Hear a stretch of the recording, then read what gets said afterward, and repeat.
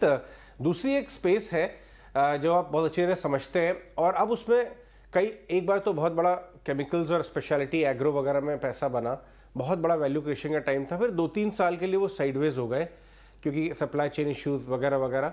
अब वापस लग रहा है कि ग्रोथ भी आ रही है चाइना +1 यूरोप +1 में, और शायद उनकी बैलेंस शीट्स और मार्जिन प्रोफाइल यहाँ से इंप्रूव है। क्या रिविजिट करेंगे आप, क्योंकि वहाँ भी स्मॉल और मिड में बहुत नाम अवेलेबल है? देखिए, आई थिंक ये सेक्टर जो है ये सबसे पहले एक बात मैं कहूँगा कि अपॉर्चुनिटीज तो बहुत हैं। मतलब यदि मैं कंपनीज की बैलेंस शीट देखता हूँ तो उनके, यदि मैं केपेक्स देखूं तो FY21 और FY22 के जो उन्होंने कैपिटल स्पेंड्स करे हैं वो काफ़ी हाई हैं। और ये इनके हिस्ट्री के कंपैरिजन में भी हम देखें तो उन्होंने काफ़ी ज़्यादा स्पेंड किया हुआ है, और इनके आगे के प्लान्स भी हैं कि काफ़ी स्पेंड करेंगे। तो ये तो क्लियर है कि इनको अपॉर्चुनिटीज़ बहुत दिख रही हैं। चाइना +1 बोलिए, यूरोप +1 बोलिए, I think there is good amount of opportunity. But at the moment एक और चीज़ हमें रियलाइज करना चाहिए कि यदि हम बहुत ही नियर टर्म की बात करें तो इनकी डिमांड थोड़ी बहुत अफेक्ट हुई है because of global slow down.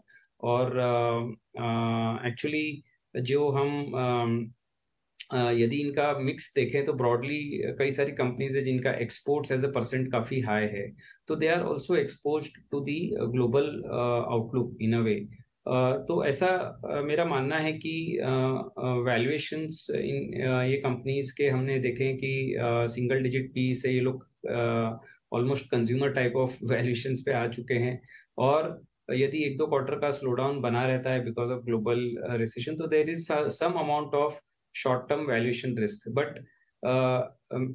But ये any let's say consolidation in this sector or correction in this sector is going to be a very decent opportunity for long term, because जिस तरह से मैंने कहा कि ये कैपेक्स डाल के अपनी एसेट्स बिल्ड कर रहे हैं, मुझे लगता है कि इनकी 3-4 साल की ग्रोथ बहुत अच्छी बनी रहेगी। तो एक अच्छे प्राइस पॉइंट पे यदि कंपनीज आती हैं तो जरूर देखना चाहिए। ऑटो एंसिलरी की बात करें, ऑटोज में तो वाकई रिवाइवल आ रहा है और हम देख रहे हैं नंबर्स में बहुत क्लियर है। लेकिन ऑटो एंसिलरी में आप किस तरह की कंपनीज को देख रहे हैं? टू व्हीलर्स रिलेटेड कंपनीज जो ऑटो एंसिलरी में उन्हें देख रहे हैं, आप बैटरी कंपनीज को देख रहे हैं 7-8 साल का अंडर परफॉर्मेंस है, या सीवी रिलेटेड ट्रेडिशनल कंपनीज जो सीवी साइकिल के प्ले वाली हैं, या कुछ नए रिसेंटली लिस्टेड आईपीओज भी हैं जो ओवरऑल ईवी स्पेस में काफ़ी अच्छा काम कर रहे हैं? वहां पे आपको वैल्यूएशन कहाँ रीजनेबल नजर आता है ऑटो एंसिलरी में? एक्चुअली जनरली हम लोग, और जैसे मैंने कहा कि ऑटो सेक्टर एक रिवाइवल होगा, जरूर होगा। और ये सिर्फ न केवल इंडिया में होगा, बट जैसे ग्लोबल इकोनॉमीज रिसेशन से रिकवर करेंगे तो वहां पे भी हमको इसके ट्रेंड्स दिखाई देंगे। तो आई थिंक और ऑटो सेक्टर में ऑटो एंक्स की बात करें तो ऑटो एंक्स एक ऐसा सेगमेंट है जिसके थ्रू हम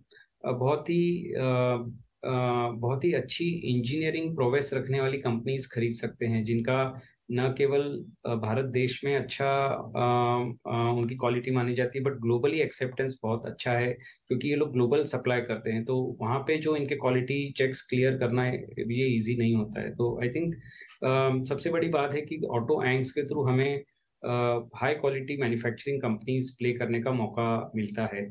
दूसरी बात यह है कि जैसे ये रिकवरी होगी तो सब टाइप की कंपनीज ग्रो करेंगी, domestic link, international link. But just ये बात है कि साइकिल में कब इंटरनेशनल एक्सपोजर वाले कंपनीज का अपना एक्सपोजर बढ़ाना है, वो थोड़ा timing is what one should focus on. The other thing is कि ये ऑटो सेक्टर में हम देखें तो एक बहुत बड़ा जो चेंज होने वाला है वो टेक्नोलॉजी चेंज होने वाला है। इलेक्ट्रिक व्हीकल्स का प्रोपोर्शन धीरे धीरे बढ़ेगा, और ये तो दिख ही रहा है, कई सारा इसमें इन्वेस्टमेंट हो चुका है। तो ऑटो एंक्स ऐसे हम प्रेफर करना चाहते हैं जो कि दोनों ही सेगमेंट को केटर कर पाने की क्षमता रखते हैं या अपने कैपेबिलिटी रखते हैं। जैसे टायर बिजनेसेस हुए तो टायर तो दोनों ही कैटेगरी में लगने हैं, तो उनमें अच्छी कंपनीज यदि हैं तो अच्छे वैल्यूएशंस पे हैं तो एक्सपोजर ले सकते हैं। और बहुत सारे ऑटो कंपोनेंट्स पार्ट होते हैं, स्विचेस, लाइट्स वगैरह, जो ये कंपनीज हाई क्वालिटी कंपनीज हैं, अच्छा काम कर रही हैं, अच्छे कस्टमर के साथ जुड़ी हुई हैं, उनमें भी एक्सपोजर हम मतलब हमारा ऑलरेडी है। और धीरे धीरे इस तरह की जो कंपनीज हमें लगती है कि अच्छा करेंगी उनमें हम एक्सपोजर बढ़ाएंगे। और जो आपने टू व्हीलर फोर व्हीलर की बात कही, आई थिंक ये भी थोड़ा साइकिल है।